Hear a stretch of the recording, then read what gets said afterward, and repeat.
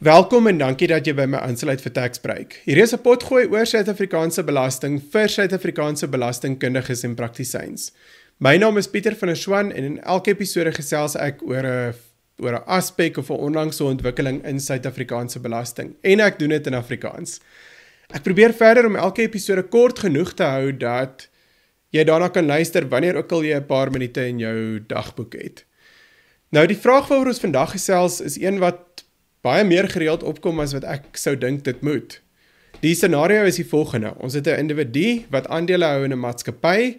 Die individu, kom ons aanvaar sommer is 100% om dit maklik te maak. Die individu gaan stel 'n trust op, 'n familietrust, en hierdie maatskappy betaal dan dividende direk aan die trust. Nou die persepsie wat belastingbetalers het wat die vraag vra, is dat hierdie dividend wat aan die trust toe gaan dividendbelasting op hê, maar dis dan ook 'n gerieflike manier om met die dividendbelasting sommer waarde in die trust in te skuif.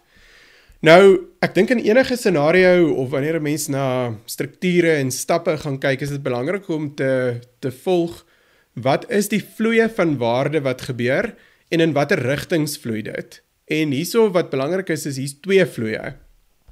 Die eerste vloei as ons gaan kyk na die definisie van 'n dividend, sê dis enige bedrag wat oorgedra word of aangewend word deur 'n maatskappy wat 'n inwoner is, vir die voordeel of namens enige persoon ten opsigte van 'n aandeel in daardie maatskappy.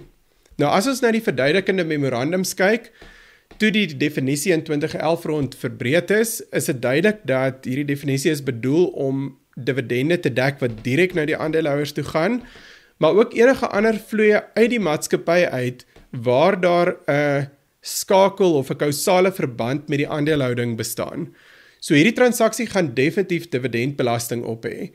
Daar's 'n ander interessante vraag wat dalk kan ontstaan as die tweede party 'n Suid-Afrikaanse maatskappy was wat vrygestel is van dividendbelasting. En daai vraag wat gaan ontstaan is A, wie is die begunstigde eienaar van hierdie dividend? En B, is daar dalk teenvermydingsreëls in artikel 64 EB wat hierdie spesifieke transaksie gaan beïnvloed. Terug na ons scenario, alhoewel dit tot 'n mindere mate dan nou relevant is of die individu of die trust die begunstigde eienaar is, want albei van hulle die dividende dra dividendbelasting teen 20%, is dit nog steeds nodig om te gaan bepaal wie is daai persoon, omdat daai inligting op die dividendbelastingopgawe verskaf moet word. Goed, dis dan die dividendkant van die transaksie. Die tweede deel van die transaksie, die tweede been wat baie belastingbetalers miskyk, en dis iets wat as mens na SARS se dividendbelasting gids gaan kyk, die verduidelikende memorandum in 2011, sowel as die wysigings wat daar in artikel 57 van die inkomstebelastingwet gemaak is. En hierdie kommentaar en wysigings handel alles oor skenkingsbelasting. So as ons gaan kyk wat dan nou eintlik hier gebeur, daar's 'n bedrag wat opvloei wat na die aandeelhouer toe sou gegaan het, want dis die regte wat kleef van 'n aandeel, en daai persoon gee dan eintlik sy reg om hierdie dividende te ontvang weg aan die trust, sonder om enige vergoeding te kry. So as daai dividend reguit na die trust toe vloei, is hierdie tweede stap ook teenwoordig. En al die gesag wat ek nou net genoem het, bevestig dat daar wel 'n tweede stap in daai geval is. So wat die wetgewing dink ek wat dit absoluut duidelik maak dat daar 'n tweede stap is en dat dit die individu is wat aanspreeklik is vir die skenkingsbelasting, is artikel 57 van die inkomstebelastingwet wat sê as daar op instruksie van 'n persoon, in hierdie geval die aandeelhouer dan nou, 'n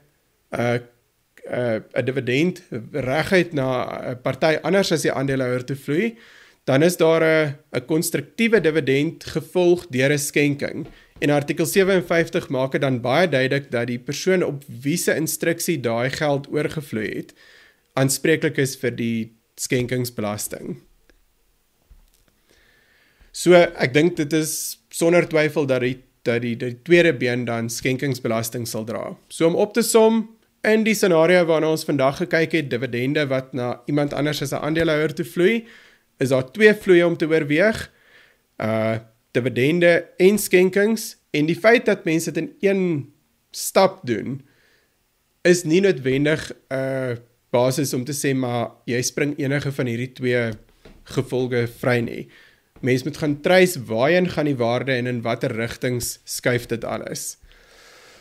Dis dit vir vandag se episode. As jy enige vrae, opmerkings het, stuur gerus vir my 'n e-pos. My e-posadres is in die notas tot die episode. As jy van die potgooi hou, gaan teken asseblief op jou gunsteling potgooi platform aan, like het op YouTube en vertel vir al jou vriende en kollegas van die potgooi. Maar net weer 'n herinnering soos altyd, niks in die episode is bedoel om belastingadvies te wees, dis slegs vir inligting doeleindes. Tot volgende keer. Totsiens.